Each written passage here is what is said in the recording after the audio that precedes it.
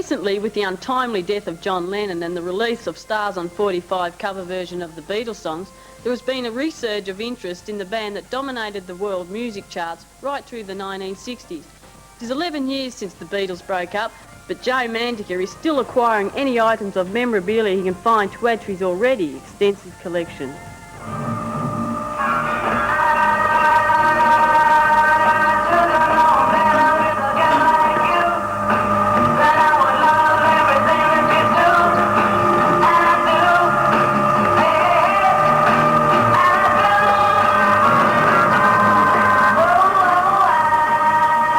When Beatlemania first hit the world in 1964, Joe Mandica had only just been born. But from the age of 12 years old, he's been collecting Beatle memorabilia, and today he's going to share it with us. Joe. Yes. Welcome to the show. Thank you.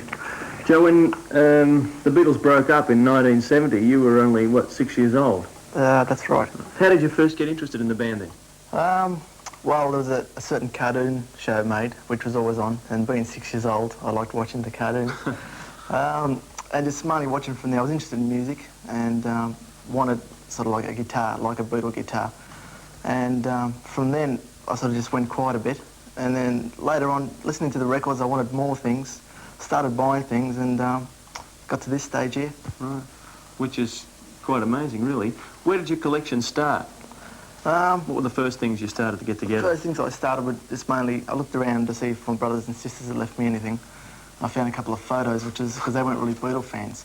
But just started looking around in shops, buying what records I could, magazines that I saw, posters, books, and then just from there I just started, anything I saw my eyes on, I just had to get it because I knew that I might not have that chance again.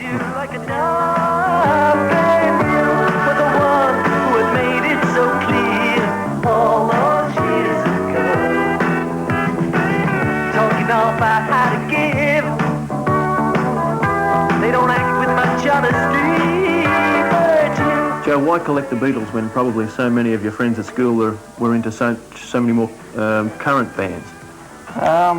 Well, Beatles are sort of just standing out, the full personalities. They weren't just like a lot of bands. People just like the song and they just buy the song and they might never have a hit again. With the Beatles, it was the music and the personalities in the group. So I found that there was just more to this, the music that you can listen to, but the main thing is the music.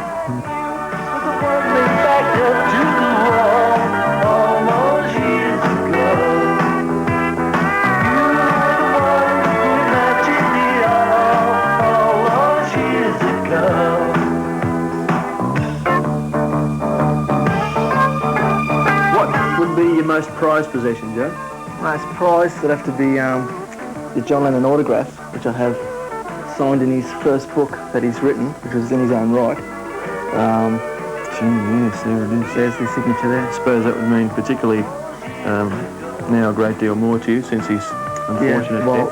It's sort of, it is impossible to ever get it again. That's right, there'll never be another one, will there? No. So, that's sort of special.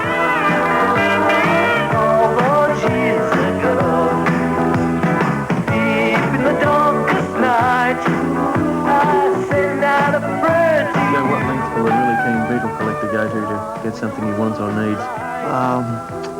It's amazing what they do to get something. If there's an ad in the paper for something, it's just like a race to call in first and get it.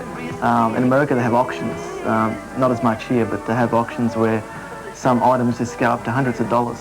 Really? What sort of things in particular would bring that sort of money? Well, man, the autographs, for one thing, they just keep going, like it stays with someone. Something that they might have handled, like an ashtray that they used. Things, original pressings of records sometimes, and the souvenirs, the Beatle cups, the tea towels, the key rings, things like that.